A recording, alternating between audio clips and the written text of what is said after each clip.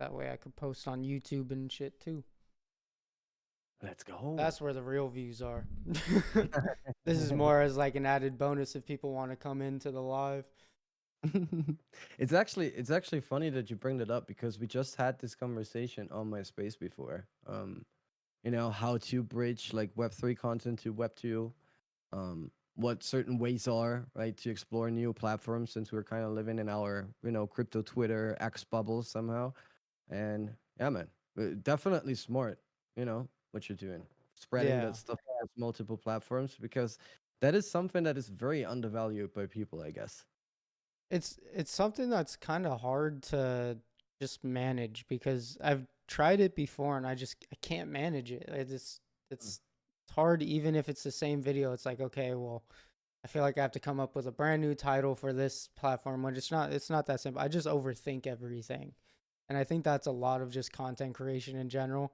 You just overthink and, you know, it's all part of the Overthinking process. is Overthinking is definitely your biggest enemy, not gonna lie. And I had a good like that is actually a quote from my space before, right? I had Sansa up there and he was like, the thing about overthinking is, especially when it comes to content creation, right? And since you're creating video content as well, I think there comes like this perfectionism out very, very good, right? And this doubts like, should I actually post this or not, right? And he said, if you're not sure about it right now, you're not going to be sure about it in 2 weeks either. And he's right, because even in 2 weeks, you're still going to overthink everything, right? And in the end, you might end up with a super dope idea that you're never going to, present or distribute just because your own mind holds you back. But I know what you're talking about, man. I suffer with ADHD for ever since I can think. And yeah, overthinking is my daily bread, you know? Yeah, I feel you there. I feel like this day and age, a lot of people suffer with that, and it sucks because it's like we all have this super short attention span. These videos need to be 30 seconds long, a minute long, and need to cover 30 minutes worth of information. And it's like, how do Mhm. you do that other than just being like, okay, here's how you create a wallet, here's how you trade, here's how you swap, da, da, da. And it's like, I don't think people are getting a lot of information, which is my kind of downside. It also Mm. creates a lot of gaps, but I mean, that's what people want. They want the quick to the point, get it done, out sort of content. Uh, Yeah, very true. As you already said, also the reason because the attention span in general is shrinking more and more. And especially around Web3, it's even like, how would you say that? Even lower, tinier, however you Yeah, want it's to say even that, right? worse. It's even worse than it is in Web2. And, you know, it's also a generation thingy. I kind of have the feeling, right? For me, and I'm like 32. With me being in Web3, I'm already like the older generation, right? Right. And I realized, especially with being around here and being in touch and working, of course, also with people from like the younger generation, right? Gen Z, as we always call them, like 18, 19, 20-year-olds, whatever. I for real realized that there is a huge difference in terms of like attention span, right? I can't tell them a story that is ongoing for like 2 minutes without them scrolling through TikTok or something like that. You know what I mean? Like Right. it becomes worse and worse. And I always think like where does this end? Like where will this take us, right? Will we end up with, I don't know, let's say 10-second clips because nobody cares about anything anymore? Um or will people actually realize at a certain point, yo, this is kind of like degeneracy. Maybe we should come back to actual good content, right? Um, Yeah. I but feel yeah, like it as well, with being a content creator, you kind of have to ride the wave, right? yeah, exactly. And it's like you get the two sides of it. You get the people who are like, "Oh yeah, go for it, ride the wave." And then you also get the people who are like, "Oh, you're just going off of what's popular." It's like, "Yeah, of course. That's how you grow is to, go off of what's popular at the moment. Right now that's meme coins and, Solana and, Say's getting up there. We're going to talk about Say later. And Mhm. you know, like I think meme coins in itself, like I trade every day. I'm on Vector every single day trading meme coins, and the amount of coins I see go from 10K to 100K, and it's like, oh, it's looking really good. Could go to a milli, could go to 10 mil, but it just plummets because no one wants to wait. They're like, oh, I got my 10x, we're good. Which, more power to you, get your 10x, but like you don't see coins really run that crazy, and you get the few in there and far between, but most of the coins you just got to get out because no one's holding that coin any longer than 30 minutes. That's literally what it is. That's the point, right? It also comes down to this huge oversaturation that we already have in terms of coin launches, right? We have that now with Pumped Up Fun, makes it even easier, right? In a couple of clicks, you can basically create your tokens. And now, more, especially with those Pumped Up Fun live streams, right? More and more people became aware of that stuff. Younger generations, right? Like we had, man, you've seen it yourself. You had like 13, 14-year-old boys, right, launching meme coins and rugging it for 10K, right? So this brought way more attention to that, and of course extends this oversaturation that we already have even more and even more, right? So it's, as you already said, it's super hard to find like this this very good like new play, right? So Right. what I'm doing right now is I'm not a big like meme coin gambler, not gonna lie. I mean, I have my positions, right? I'm playing here and there as well. Like once a month I take a little bit of money out and just, give it a shot as well. But I'm not like that regular meme coin trader like on a daily level, I would say. Good. Um somehow, yeah, to be Good. fair, I lost a lot of Stay money on that in path. meme coins, right? But where I actually invest my money in are those conviction plays, right? And if you ask me, something that is, in my personal opinion, what is a huge meta play somehow right now, and that we've seen throughout the last couple of months as well, are those narratives that have more longevity than all those recent news. You know what I mean? Like Right. if you take, let's say Mudang, for example, right? Mudang pretty big, Peanut pretty big, right?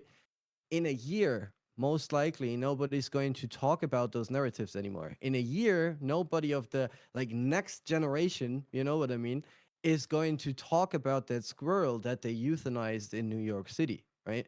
Yeah. So who's going to buy into the token then in a year or in 2 years, right? It's very hard to make something like that sustainable. What I am super bullish on are especially like IP coin plays and brand plays. Um, we have this art meta somehow, or seen it throughout those last couple of months. It's getting a little bit more quiet. But if you think about that, right, the most successful coins are basically art tokens. Pepe. Pepe was a fucking meme art that was created by somebody in the past. And that is the reason why it's so brandable, because it isn't driven by a narrative. It isn't driven by some recent news, by some US elections or whatever you could think of. It's driven by the art itself, by this little Pepe character that you could put into whatever you could think, right? I Yeah. could now redesign my face here and live stream into Pepe character, right? And it would not hurt any like IP or brand violations in terms of already existing brands or whatever. I could do whatever I want with it, right? Because it's the Pepe IP. And that is the same with some other coins that we've seen. Fwog, for example, right? Those unique IPs somehow that are standing out and that are like, yeah, that have this long-term value in terms of creating something with it, right? Yeah.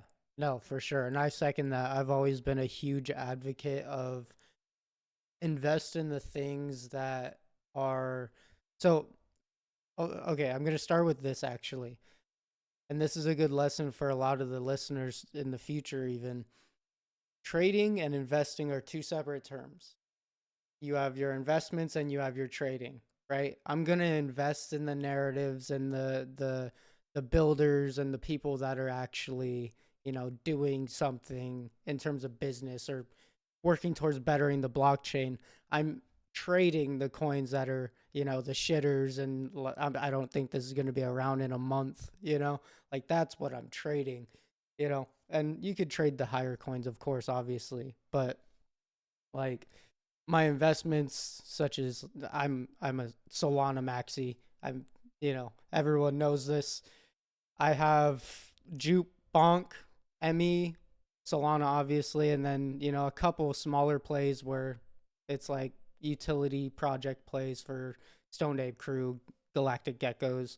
So, little coins like that. That's what I invest in. But I have a very, very small percentage of that where I'm like trading $5, $10 here and there on meme coins, hoping to make 100. If I do, shit, that's a nice payday. Oh that man. that's somehow the narrative as well, right? It's not about investing like those big amounts. That's something that I've always seen on my timeline as well, with people getting wrecked with investing. I don't know, let's say everything they have right now in their wallet, right, into one single meme coin play just because they've seen it pop up on their timeline when it's most likely already too late because all your KOLs and influencers are already shilling it and they already made their bag, right? So it's most likely already too late. And you have so many people all the time that invest like a shit ton amount of money that they can't even spend, right? That they can't even afford to gamble into a coin and then wonder that it goes down to zero because they didn't even do any due diligence or anything like that, right? Just investing and thinking, okay, oh fuck it. Now we're making 10x of it because it is a low market cap coin at like 100K, right? And Right. then it plummets down to zero. Well, maybe you should have tried something else, right? And maybe invested a little bit less money. So, in my personal opinion, how you're doing it, as you say it right now, like investing $5 to $10 in new tokens, whatever, that's something I can definitely understand because, man, this is like, either you're lucky or you're not in those terms. And if you lose $5, all right, that's bearable, right? I think everybody can live off I with don't know, five. man. I lose $5 and I'm still pissed. Yeah, of course. And everybody's pissed when they lose money, right? Like, yo, even if I see, let's say on my long positions, my P&L going down 0.5% already minus, I'm already pissed. Like, no Yeah. question. Even if it's 50 cents, I'm like, Yes, motherfucker, just go back up. What are you doing? Why are you going down? Yeah, exactly. it doesn't, it's funny. It doesn't make sense, but like how I think of it is like I'm losing the coin, not the USD value, and the coin is more valuable to me than the $5 is. So it's Right? like this weird back and forth in my brain where it's just it's like I don't know what Maybe, to do. maybe it hits a million market cap in a year, like you Hey, you still never have the know. token. Hmm. I had Who a good knows? one yesterday. I don't know if you heard about the YNE token. Gone in at like 4 mil. Mhm. It hit 50 mil today. So Oh, shit. I only put like 0.15 SOL on that, and it was a good, it kind of reset me. It was a good kind of like, all right, here's your losses back.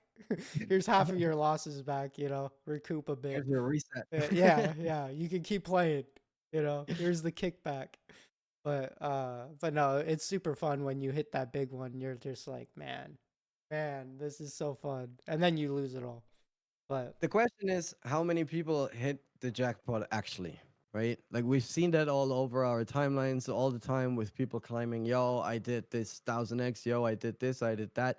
But like, man, how many people are actually like really, really successful? Where you could say they invested, let's say, $100, and they got home with 100,000. It's not really. Mm. I think very you can rare. count that on one hand, like how many people you have in a week that actually achieve that. You know. Yeah. Probably even Mm. less than a week. It's probably even in like a month or 2 months. Like all the people who are sharing these, like, oh, I turned 0.05 soul to 100K in, a week. Like, mm, I don't know. Are you sure about that? It seems like you just kind of deposited that. Oh yeah. Like, I don't know. I also think what it is it's a lot of pump and dump schemes.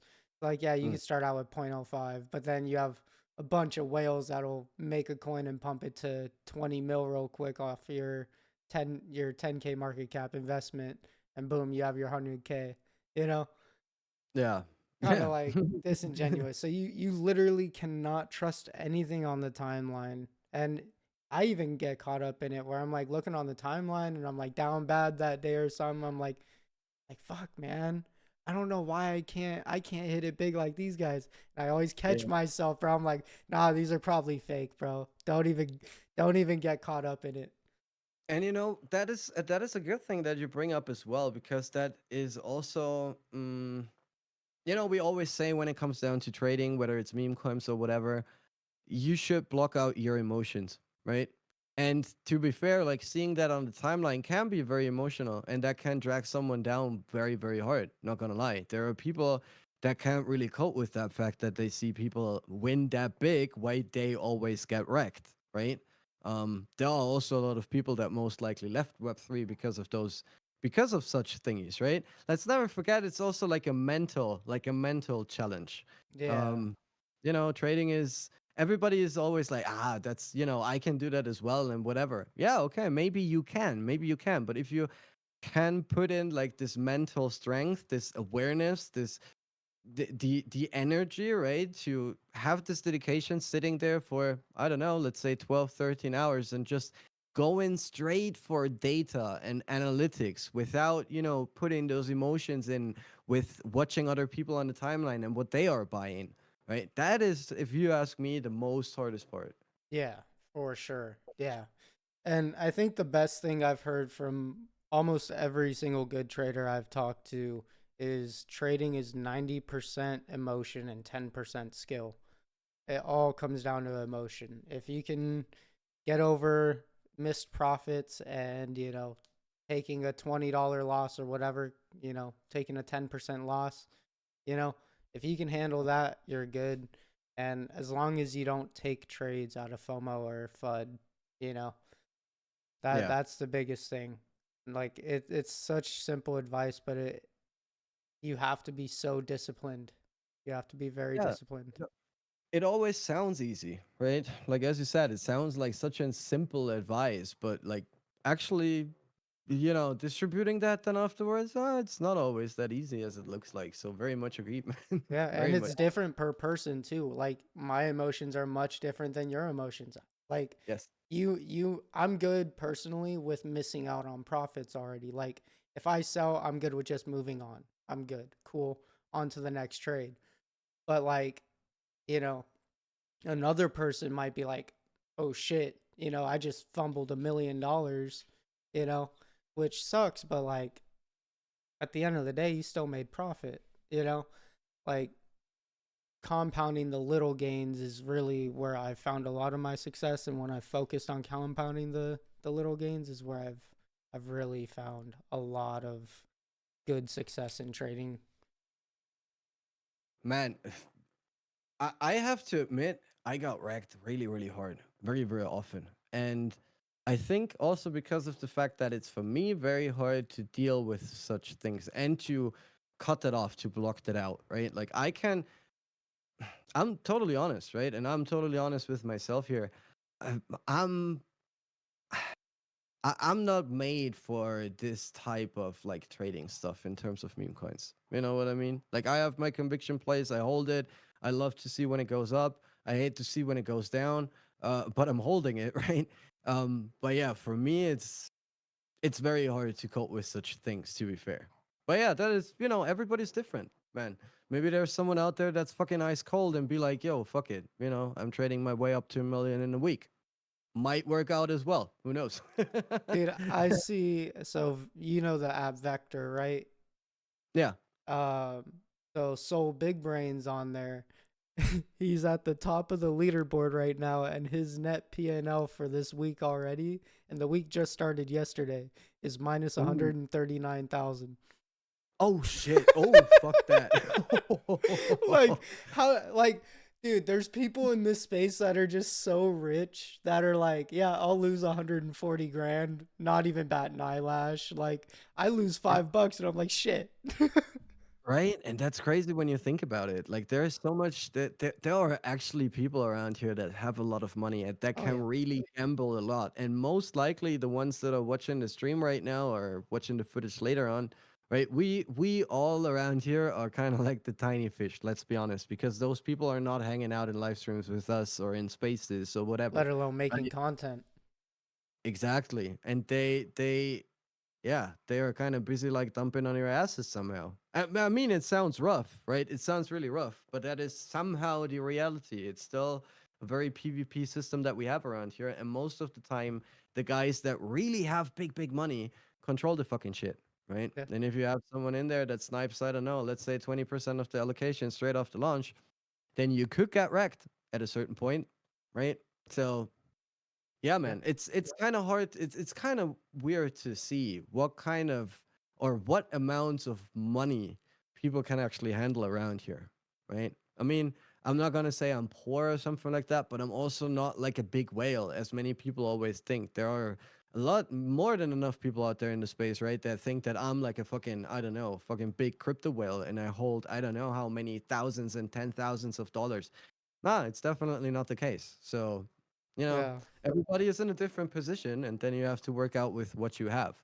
But yeah, man, no question. Whenever I see something like that, numbers like that, I'm always like, fuck, man, how can somebody risk 140K? If I would have 140K, man, I would be so fucking lucky and Yeah, happy I'd right be now. good. I'd be. I'm out. Bye. No, it wouldn't take 140K to get me out of this ecosystem. It would be a lot Nah, more than that. But I'm now not going I to. think I kind of forgot my train of thought. But yeah, that's a good point, man. It's just like you gotta keep it in perspective. Everyone can risk different amounts of money, Mm. and oh yeah, like it goes with every market too. Like a lot of people like to say it's just crypto where that happens, where manipulation happens. No, everyone witnessed GameStop, everyone witnessed AMC, everyone witnessed that. Like it was in broad daylight for everyone to see, and it still happens on the daily. I played Macy's like 2 years after because they were doing the same thing to Macy's, and I was like I know exactly what's going on. It's the same thing. I turned like 300 to 3K in like 2 weeks off of just one stock.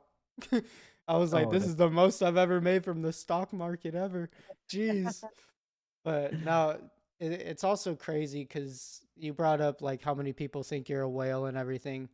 It's like mm. I'm pretty open with like how big my portfolio is. Like I'm still a very small fish in the sea. Like I'm nowhere near like anywhere near these other people, and it's like people are still like, "Oh, you're a whale, you're a whale." I'm like, "Bro, I don't even feel comfortable risking $200 in meme coins."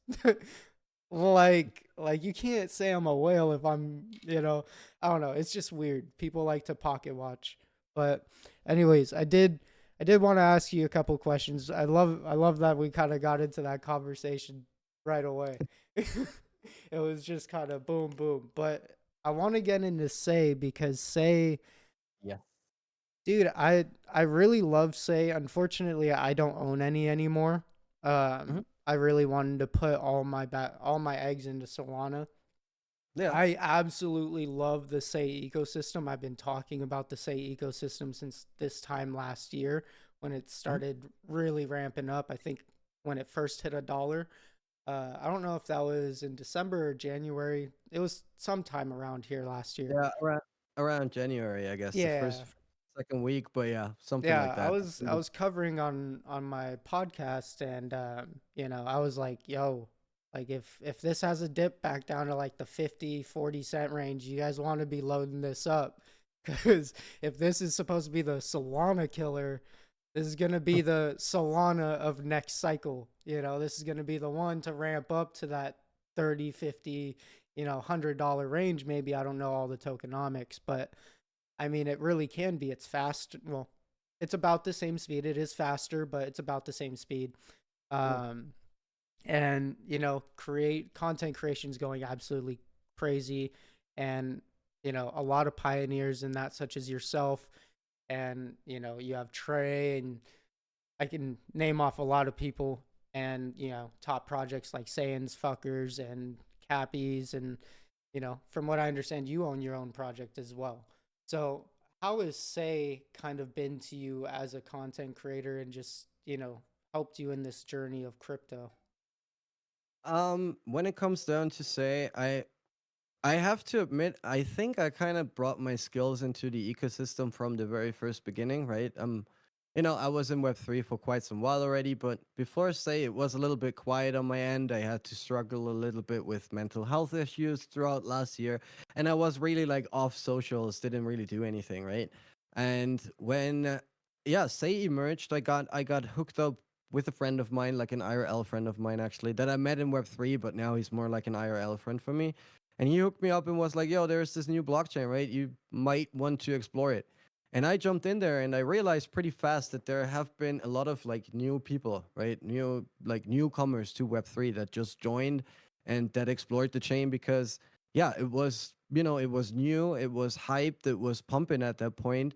And we all know it, right? As soon as like a fucking chain hits a dollar, it becomes interesting for everybody around there. Mm-hmm. So a lot of new people actually joined the ecosystem, and I've seen my chance there then somehow, or not chance. I don't want to call it chance because it's always been my passion to create content, right? I was Right. I was doing content creation before my like mental breakdown that I had.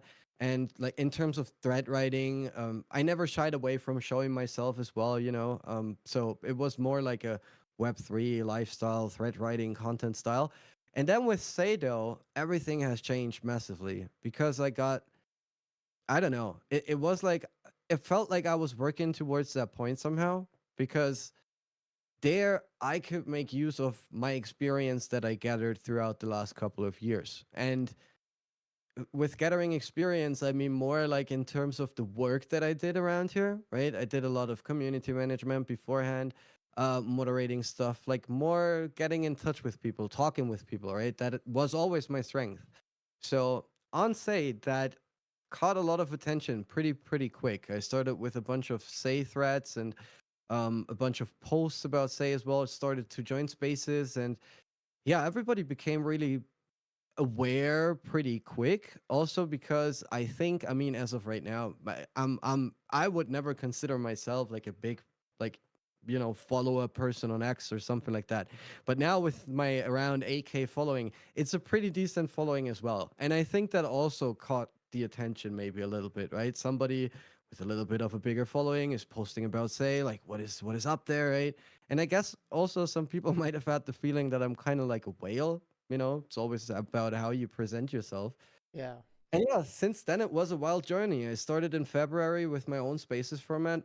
Say something where this little dude, by the way, comes from. Like this is the first Say Something merch piece that I It have looks here as well. clean. It looks Thank hella you. clean. Thank Looks you. comfy as And hell too. it is pretty warm. It is super Oof. comfy. And yeah, since then, it's been a wild ride because there haven't been many spaces on Say. Only big ones from Cool Times and Pellet, which is the Say Native marketplace. And they only had like the very big people in there and big projects, and there was no stage for like smaller ones, right? For like smaller communities, and there were a lot of mints happening. There were like primetime days with over 50 mints happening at one day, right? So it was crazy at that point. And nobody had a stage to talk to people and present their shit. It was only like, yeah, I launch it now, and then I hope that it pumps, or otherwise it dumps to zero. And yeah, for that reason, I started with the Spaces format, and since then, yeah, everything went pretty wild. Like people are now calling me outside of the ecosystem the king of Say already. Most likely because they only know me, I guess so, right? But yeah, since then, man, we had over, as of right now, I had over 115 episodes exploring live streams now as well. So huge shout out to you, by the way, because you're already doing it. Huge shout out to everybody that's live streaming because I think that adds a little bit of a layer, like a more personal layer to Yeah. whoever you're interacting with. Um, but yeah, man, this is how it went. And then the Say Creator Fund dropped as well. So Say has more like a creator fund program, if you could say it like that, right? In a collaboration with Gitcoin, where they have a fund of a total of 10 million Say, I guess, so 10 million token.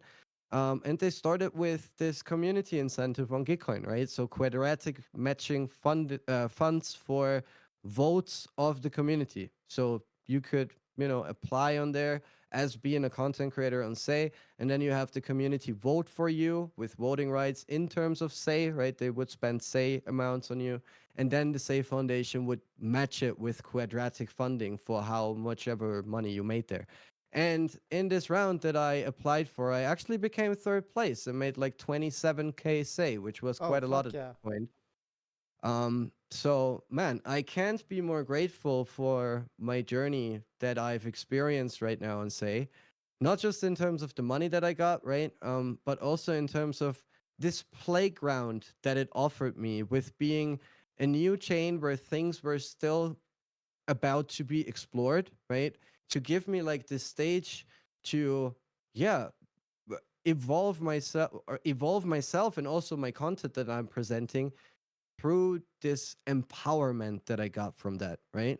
So, yeah, man, I'm super grateful. Besides the funding, besides the experiences that I gathered and all those amazing people that I've met, I'm super bullish that I took this opportunity as a step for myself to come out of my fucking mental depression bubble that I had and kind of get out again. And yeah, man, since then I had the confidence, to start off with not just spaces and live streams, but also with a bunch of video contents and one-on-one interviews with people. And yeah, it was the start to my actual content creator journey. I did it before already, but yeah, without say, I wouldn't do what I'm doing right now, I guess. Yeah, and I think the video content itself, live stream, short form, long form, whatever sort of video content you do, it helps you express yourself in the way that you want to express yourself, and also directly find like-minded people who think somewhat of the same, right? Your followers are going to think somewhat of the same of you. They're not going to agree with everything, but they're Mm. going to have somewhat of the same views. And I think that's what, at least, from me, and I could tell from your reaction, you kind of get that as well, where you just kind of get that breath. It's like, oh, I got to get my opinions out. Like I got to just say what I wanted to say, especially in some of the heated moments when like the timeline's going crazy, or you're like, I really just want to say what I want to say about this. And you finally get that rant out. You're like, all right, I'm good. Yeah. But no, Say is great. I think what they have over there is amazing. I did actually have kind of a side question for you. Sure. So now that Say is on Magic Eden, do you think Palette is gonna kind of fizzle out, or do you think Palette is still gonna be used? Because I think that's a big thing. I don't know. I kind of feel like it's a double-edged sword. We love Magic Eden; it gives you that exposure, but Palette's been there from the beginning. Like it's hard. Um, So first of all, I have to admit I'm super super fucking bullish on the team of Palette. I had the pleasure to meet them in Miami. I even got like lunch prepared from one of the Palette Oh founders in shit, his private apartment. So it that's was a dope awesome. experience to get in touch with them. On the other hand, of course, I was also in touch with like the Magic Eden people, right? So I've seen like both sides in terms of like a personal level.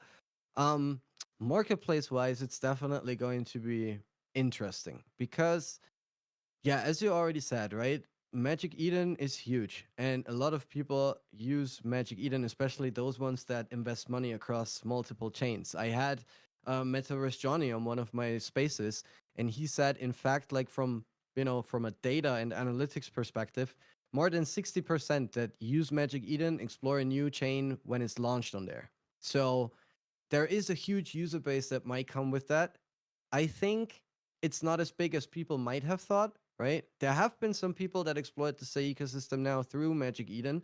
Um, but still, like those OGs that are still around here are still using Palette. When it comes to long term, though, it's going to be hard, I guess, for Palette because even if it's like the Say native marketplace and like the OG marketplace and gets Right. supported by all the OGs around here, um, they also have to present something, of course. What they already did was with their lottery, they had like a ticket lottery system where you could pair up with someone else and kind of like win together. That was something that was taken pretty well, right? That was like their rewarding program for this period of time that has happened throughout the year. But if they want to compete against Magic Eden, I think they have to come up with something else, with something new, with maybe a reward structure. Maybe, they were speculating with those pallet points from the very first beginning. So people were speculating with an airdrop. That could be something that people, that might catch people again and use this marketplace. But as of right now, I guess there are still more people using Palette than Magic Eden. I think where Magic Eden could technically outbeat them is in terms of the fact that they have a functioning launchpad as well, right?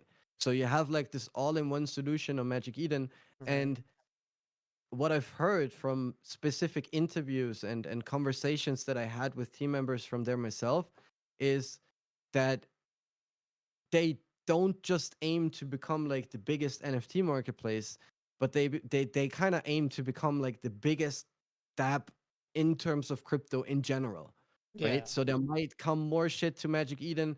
Let it be meme coin trading, let it be, I don't know, leverage trade, whatever you could imagine. But technically, it should become like this all-in-one platform. And I can definitely see that. I kind of also have the feeling that more people use Magic Eden than they did, let's say, last year or a year before, right? I mean, yeah, Solana was popping. Now they have more blockchains on there. Of course, this opens up the space for a bigger user base. But also, what I see on my timeline, right? Like people being bullish on Magic Eden, sharing stuff from them. I kind of have the feeling that this has grown a little bit more. Um, so yeah, in terms of that, as of right now, as the situation is right now, I wouldn't say that Magic Eden is stronger than Palette in terms of the user base that we have around here. But long term, I have the feeling if Palette doesn't present anything, right, to reward their holders or users, that Magic Eden could surpass that. And not just they. I think about a lot of other blockchains as well. Oh But yeah. yeah. Yeah, yeah, yeah. No, Magic Eden is definitely going for the throat on their marketplace, and they're trying to get a monopoly on pretty much everything crypto, which Mm. I mean, more power to them. I mean, everyone wants a one-stop shop to get everything on most chains at least, and what better way to do it than to just start hitting as soon as a chain gets popular, okay, we're listing it. Like as soon as Say really, really, really hit that mainstream, they're like, okay, we'll put Say on. It was like almost instant. I'm sure the talks were like a couple months, but like it was like people asking for like 2 weeks, and then they were like, okay, here you go, flip the switch, there you go. And it's funny how it works, but that's yeah, that's Magic Eden's something that huge, they man. That's something that they do very good, by the way. As you already said, they are very community orientated. That's something I realized as well. They are very like they listen to their community and present what they demand, right? As you already said, like a new blockchain is emerging, people show the interest, then they adapt it straight away, right? And I think that is the strength from Magic Eden, like catching up on those trends, whether it's long term sustainable or not, right? Like activity on the specific chain that they just added, nobody knows. But yeah, for the primarily hype, they are smart as fuck in terms of their marketing, in Oh my yeah. opinion. Well, it's their marketing, and then on top of their marketing, they handpicked a absolute, like, I don't even know the word, just like an Avengers level brand ambassador team. Like their brand ambassadors are just insane. Like they're Yeah. diehard for Magic Eden. They know the tech. They know what they're talking about, and they're veterans in the crypto space all around in all these chains. And so I think they did a good job in just picking the people to do the job. And and yeah, I mean, I'm a big holder of ME token. I that's like my biggest holding right now.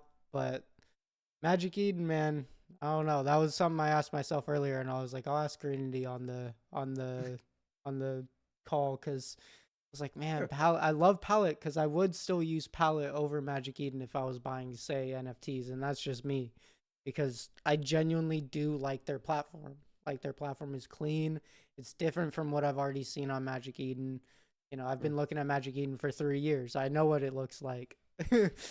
Palette is fresh and clean, and I do get those lotto tickets. So I don't know. I don't know. I It's feel you. I feel you on that rough. end. For me, it's the same. I'm also an OG marketplace user. That might also come down to my age. I don't know. I'm a little bit old fashioned, maybe already. Who knows? Right? I was, for example, one of those idiots that was still trading shit on OpenSea like a year ago. You know what I mean? Well, Really. nobody was using it anymore. So yeah, I mean, not really much because there is not much that I trade anymore Yeah. on Ethereum, to be fair. But yeah, for those like 2 or 3 transactions that I did throughout last year, I also used like OpenSea, right? Which is fucking retarded. But if it is what it is, right? So you kind of always go with what you're used to, I guess, at a certain to a certain extent as well. Which kind of, interferes with what you just said, that you wanted to explore something new. I think you always have like those two kind of people, right? The ones that are happy that they see something new and fresh, and then you have other people that are like, I don't know, I kind of like to stick to the stuff that I'm used to. You know what I mean? Yeah, So for me, it's exactly. also like I'm a palette user for as much as I can, right? If there would be any collection that it's not on there, okay, then I can't help it. But yeah, in general, I'm kind of like the same. I'm supporting the OG builders, and yeah, that's not going to change. Gotta support the OG builders, man. Exactly. Let's talk about your project a little bit. How Yes. where did the idea of a project come from? So here's the thing. I'm doing a lot of AI artworks, right? And not usual AI art shit where I just type in, I don't know, generate a cat in a suit. You know what I mean? But Yeah, I really explored that stuff. I have over 100,000 images created already on Midjourney and over 420 hours spent, right? Which is funny, actually, 422 hours and 40 seconds, that's crazy. 40 minutes, 40 minutes. But yeah, 422 hours spent on Midjourney as well. So I have quite some experience in terms of generative art, and then also upscaling it in terms of like, hand drawn inputs and photoshops and post edits and stuff like that. So it's not just the usual AI generation. Um, More like a base image. And I always wanted to drop something already on chain, right? Because I had so many people that reached out to me and said, like, yo, this style is dope. It's something very different. Because my generations for myself that were not for like other projects in terms of promotion or whatever were always really dark. I always had this big influence from like dark artists, like let's say H.R. Giger, right, who created all the alien characters and Prometheus movie characters, and Junji Ito, who's like a Japanese horror manga artist and stuff like that. That was always something that was very fascinating for me because I'm a person that loves to look inside someone's head. You know what I Mm, mean? And if you see like this wicked, twisted art that is very dark, I'm always like looking at this and I'm like, yo, what's going on in this person's brain? You know? And this is what I find so fascinating about it. So for that reason, I'm also doing that myself. So I create like very dark shit. And people were always like, yo, you should drop something somewhere.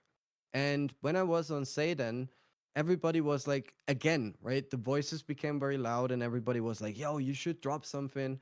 And I was always like, yeah, I wanted to drop something, but I always wanted to make clear that it's like for an art purpose, right? It's not like a utility play. I'm not launching an NFT that is going to, I don't know, reward you in any manners. It's just a passion project of myself, right? And some art that expresses what I've been going through throughout my own mental health issues, right? So for me, it was also a coping mechanism to so creating this collection, right, to get all those weird thoughts out of my brain. So that kind of reflects my journey as well, which not everybody knows, but those people that been in touch with me, they know what's going on there and why it looks how it looks like. So yeah, I decided then to launch it on Say because people have been very supportive. Everybody was very was like, yo, I would like to hang it on my wall as well. So I decided to drop something, and I dropped the collection here called Dystopia 400 Supply. It minted out after it dropped within a time span of an hour, I oh guess. wow. So there was OG and whitelist mint, and then on public there were like I don't know, I think 60 pieces or something like that left, and yeah, people were buying it regardless. So within an hour it was minted out, which might also come down to like the reputation that I already had in the space, right? Um, so yeah, I dropped it afterwards, and as soon as it dropped, or let's say not as soon as it dropped, an hour and a month before it dropped. Sorry about that. A month before it dropped, I started with Say Something, right? And then Say Something became very, very big, or not very, very big, but in terms of like safe spaces, at least pretty big. Right. And I realized, yeah, this consumes way more time than I thought. So as of right now, I don't want to say that the project is on hold because that is definitely not the case. I'm still like, playing around there and whatever. But as of right now, it's more like an art collection, right? You can collect a piece of Mr. Greenity if you want to. Um, and back in the days, it was a mint price of 5 say when say was at 60 cents. So Like a five I dollar didn't. mint, Yeah, if that. exactly. I didn't really make money of it, right? After I minted, I used the treasury for creating prints, so actual gallery prints that were raffled in between the community, right, and sent to their destination.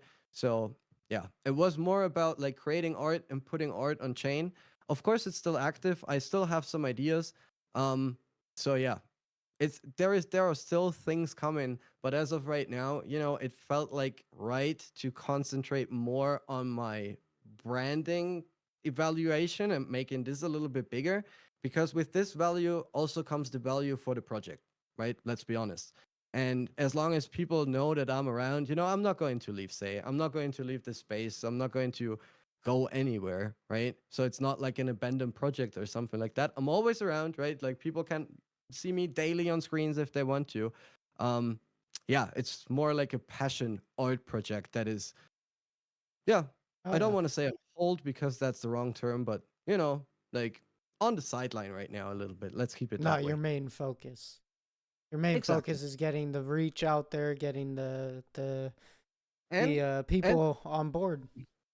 And really quick, what I have to say as well is that the community understands that, right? Like the people that actually bought that, they were like, yo, I'm investing in Mr. Greenity. I understand that. So there is no like flood or extreme price dumping happening or something like that, right? Of course, it doesn't have a floor price of thousands of dollars.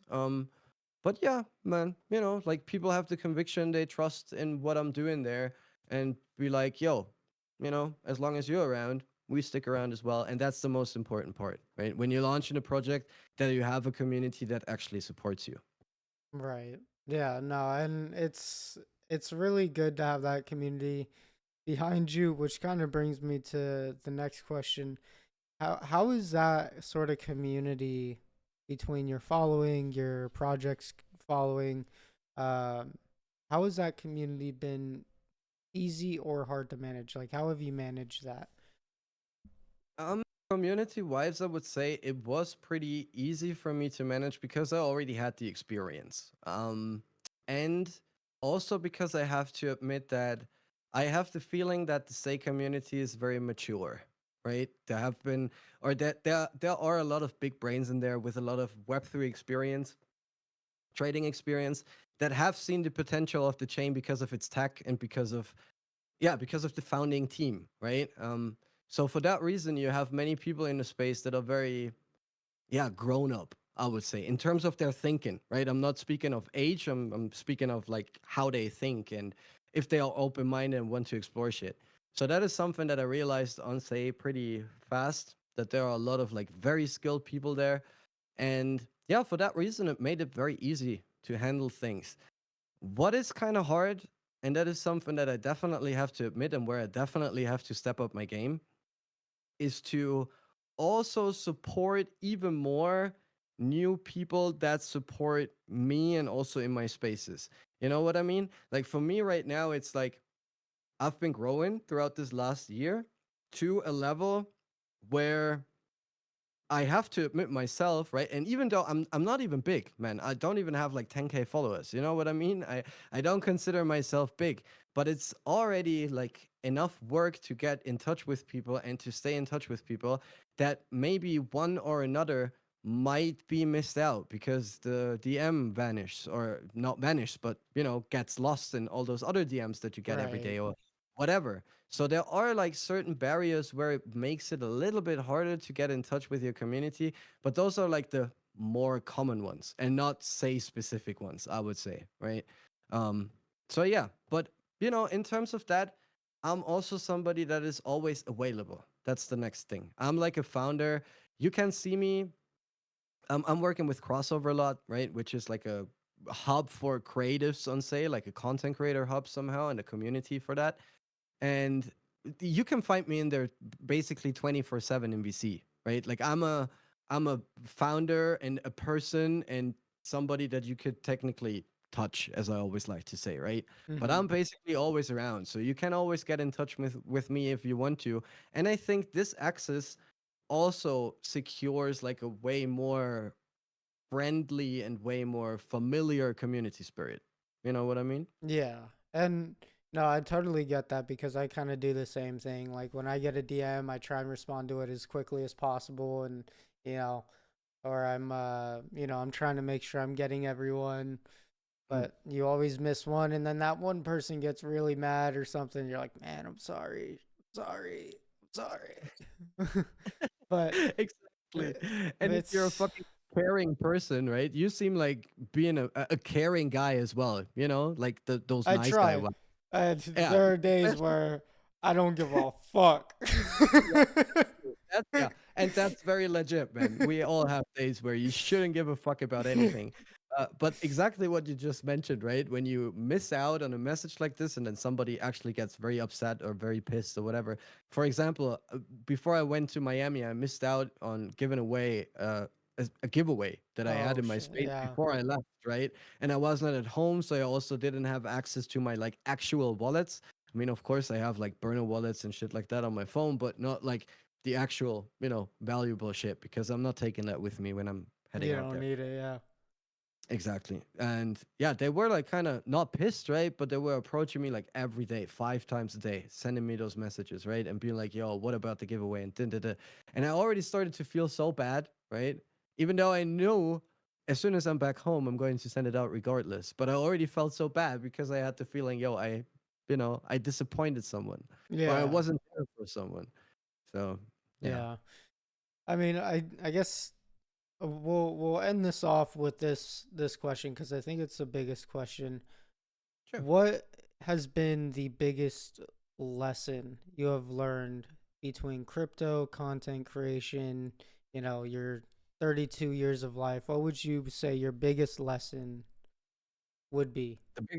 The biggest lesson that I've learned is that nobody gives a fuck about what you're doing. And that's Some it fucking sounds hard harsh. facts. It sounds harsh. I know it sounds very hard, but it is facts. Don't change yourself for something else. Just be your fucking self. Because in the end, nobody cares what you're doing. Sounds hard. I know, right? We're not talking about friends or families or whatever, right? About your supporters. Of course, you have people that care for what you're doing. So don't get me wrong here, right? But in the end, like a day after or in 24 hours, nobody will remember what you said on a space, right? So don't you hesitate of being yourself. That's the most valuable aspect that you have, uh, especially if you want to get in touch in Web3 with communities or want to explore content creation, right? Authenticity is definitely always key. And what I also always like to preach for everybody out there, right? If you're not shy to show yourself on camera, on the timeline, right? Make sure to post something of yourself as well, because that nurtures this personal connection, this human interaction that we have with people. And I guess that's lost way too often in Web3 because we're hiding all behind our NFTs, right? And that's dope. That's dope because it shows that we are supporting this vision and that we want to drive this further, right? But yeah, don't get lost in this. I have to stay so anonymous because this opens a lot of doors, when people actually know who's behind that PFP. So, Right. yeah, just don't care too much about what others thinking. Just be yourself. That's the most important part. Hell yeah. I couldn't have said that any better. And yeah, it is a big thing people have to learn is if you want to do content creation, just do you. Like you're going to have your haters, you're going to have the people who support you, but like just do you. You'll find the people who love you, you'll find the people who hate you. It is what it Exactly. is. Not everyone's going to love you, but Mr. Greenity, I appreciate you spending this hour with me. And it was a great conversation. I hope to have you up here again sometime soon. Run this by again. Hopefully, I would probably say by the time the bull runs over, see where we're sitting, see if Oh, we're rich, seeing if we're retiring or not. But yeah, thank you we for have a coming out. Go ahead. We have a live stream in our Lambos, you know, right Yeah. next to each other, right next to each other, filming each other. Yo, we made it. I'll be out. I'll be out there with you, filming. Sounds, We'll be chilling in Greece. sounds good, man. I'm down for it. Oh yeah. Hey, if you ever come out to Cali, you know you're always welcome. Man, Cali can be beautiful. Can be. Keyword can ooh, be. Can be. Right now it's kind of a shithole, but there we I'm have some nice definitely spots. We have some nice spots. I'm definitely going to hit you up, man. Yes, No, sir. no, you won't come away with that. That's what I'm telling Hey, you. I'm you have my DMs, you got my Discord. I'll give you my phone number if I have to. let's go. Let's go. uh, That's what we love to hear. all right, Mr. Greenity. We're gonna get out of here, but everyone have a great night. Thank you for tuning in, and we'll catch you later. Tales of the Blockchain #2 with Mr. Greenity. Love you. Have a good night and peace. Oof.